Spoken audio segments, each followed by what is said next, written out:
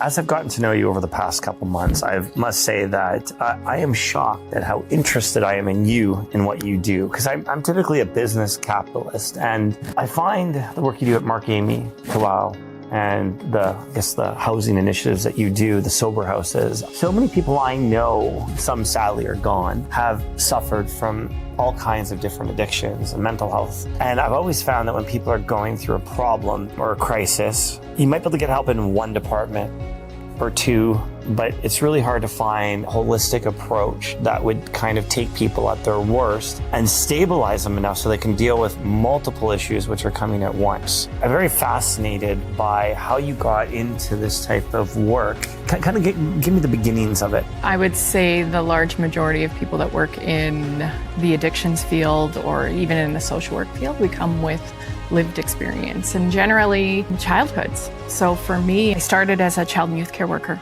30 years ago. From there, it just kind of morphed and changed into child development and then into addictions. So I kind of got to see how addictions, how trauma, how violence, how just all of that chaos can have an impact on someone's life and transition them right from being in utero, really, to where they are now.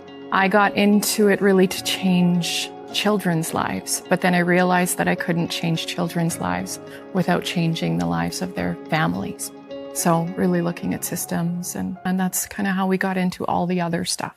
I'm fascinated with Tawâw because a few years ago, maybe 3 years ago, there was like a major problem with encampments in downtown. You'd see it. In some ways, you're kind of perplexed by it because like you see some good there too. You see a sense of community, people that are kind of like finding their way, kind of almost a little bit of rebel to mainstream society. And then unfortunately, there's a lot of dark sides to those encampments too, where people were unsafe, they were being assaulted. Out of the blue, you find an old hotel that definitely needed some love. You put a ton of work into it and provide home with specialized housing, addictions, treatments, and with an Indigenous perspective. And working with multiple different Indigenous organizations and being Métis myself, it's very different how Indigenous people approach situations than mainstream societies. What motivated you to kind of start this sort of groundbreaking treatment center that encompasses all of these great things? It's understanding that everything is connected. You can't treat homelessness without looking at mental health. You can't look at mental health or stabilize mental health or addictions without providing housing.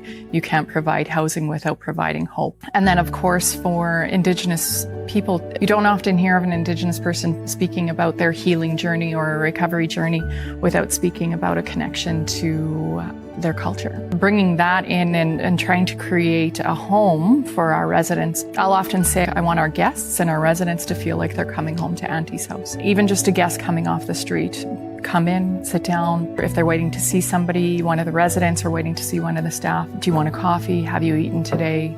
I'll get you a little snack. Yeah, you can take something for the road. It's really about trying to understand that there's a lot more than just accessing services to actually changing people's lives.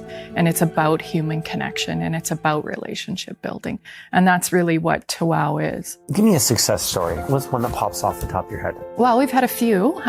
Mostly it's around stabilization. In the beginning, it was all out of encampments.